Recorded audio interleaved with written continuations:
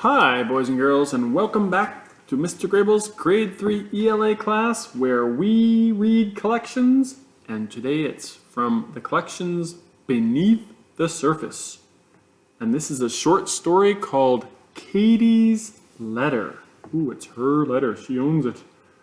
Let's find out what it's all about. By Claire H. Blanchford, illustrated by Monique Chauset. He ate all my poppies, Mrs. Robinson said as she came in the back door. Flowers? Asked Katie, who was writing a letter to her father. Woodchucks eat flowers? Katie's mother gave an unhappy nod. Katie had only seen the woodchuck once, a dark, furry shadow rippling off across their lawn into the woods. He ate the peas yesterday, Mrs. Robinson added. I don't think I can wait till Daddy returns from his business trip. I'd better call Kurt.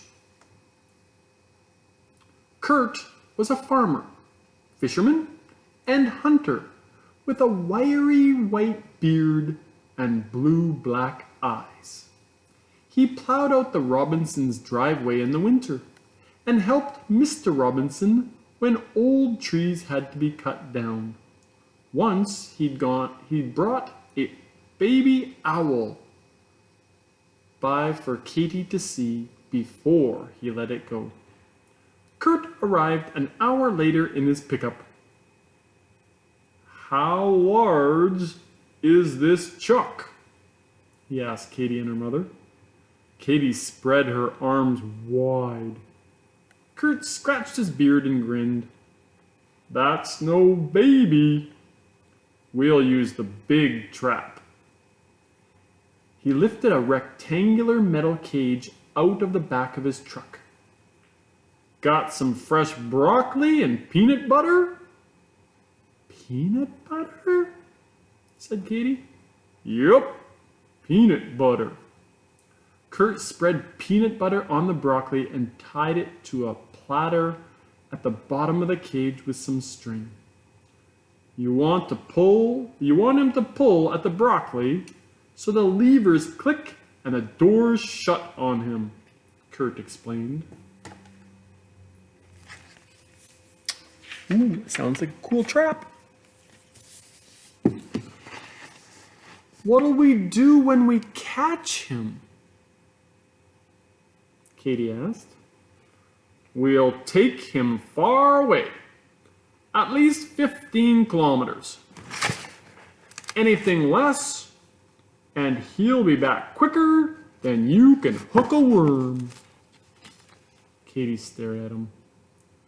How would he find his way back here? Kurt shook his head. Don't ask me. I just think that animals know more than we realize. A lot more. Sometimes I think they can even understand us. The broccoli sat in the trap all afternoon, untouched. Katie watched it from her bedroom window till dark. The next morning she peered out. The trap doors were shut, but the cage was empty. Katie found the string on the edge of the lawn. Keep setting the trap, Kurt told them over the phone. He's bound to get careless at some point. But the woodchuck didn't get careless. He not only cut the string and ate a lot of broccoli and peanut butter, he started on the beans too. Kurt came by to view the damage. This time he didn't grin. He's a smart one. I've seen him once, said Katie. He hides in a hole under the stone wall when I came out. Will we have any garden this year? Mrs. Robinson asked. Kurt scratched his beard. Looks like you either put up a fence, get a dog, or shoot him. Shoot him? Cried Katy. Sometimes that's the only thing you can do. I had to shoot a chuck for the Clements last week. That critter leveled their garden 2 years in a row. Left nothing but dirt. That's one hungry woodchuck. Can you put up a fence for us? Mrs. Robinson asked. Kurt nodded. Kurt put the wire fence in deep. For 2 days the garden went untouched. Then, early that Saturday morning, Katy caught a glimpse of the dark figure standing upright, sniffing the air. He was on the wrong side of the fence. He'd tunneled deeper than Kurt had dug. He'd finished the beans. We can't get a dog because of your allergy, Mrs. Robinson said at breakfast. Please, Mom, don't let Kurt shoot him. Katy's mother sighed. I know you love animals, Katy. I do too. But I also love my garden, and we won't have one with him around. There are woods and fields out there with plenty of food for him, but he goes right on being a pest. Can't you talk to him, Mom? Katy asked. Kurt thinks animals can understand us. We have been talking to him. That's what we were doing when we tried the trap and the fence. We told him to stay out of our garden. He's not listening. Katy went out and sat on the stone wall, thinking. She wished she could call the woodchuck on the telephone. She'd tell him he was smart because he got the broccoli out of the trap and he dug under the fence. But he wasn't smart enough to stop being a pest. The back door clicked open. Katy! Mrs. Robinson called. I'm going to the post office in half an hour. You want to finish that letter you are writing to Daddy? Yes. I'm coming. As Katy walked up to the house, her heart started beating hard. She stopped and clapped her hands together. Of course. She knew what she'd do. She'd write a letter to the woodchuck. She'd talk to him that way. She wouldn't mail his letter at the post office. She'd put it in the garden. Wow, what a creative idea. Let's see if it works. There she is. Katy found an old wooden shingle in the garage, took a red marker and wrote on it.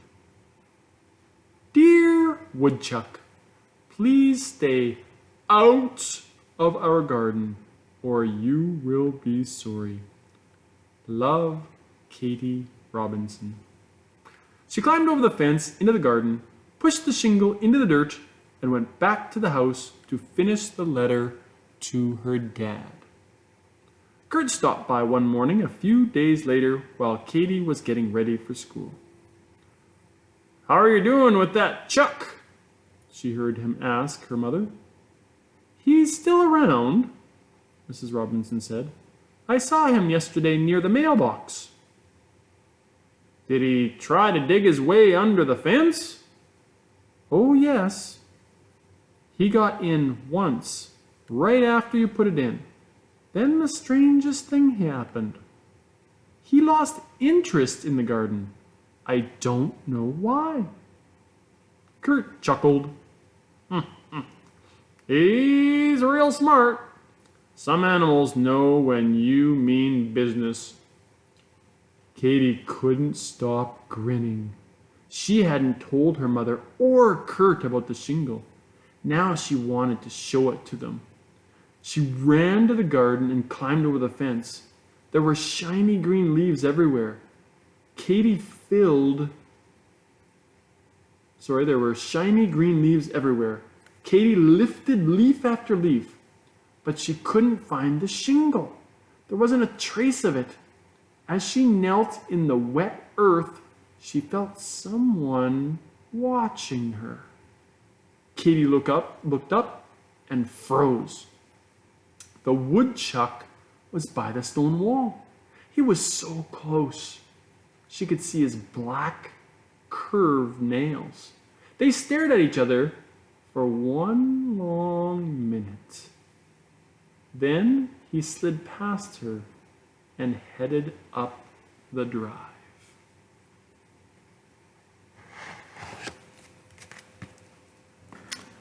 That's quite the story. I hope you enjoyed it, and I hope you enjoy many more. Have a great day. Bye-bye.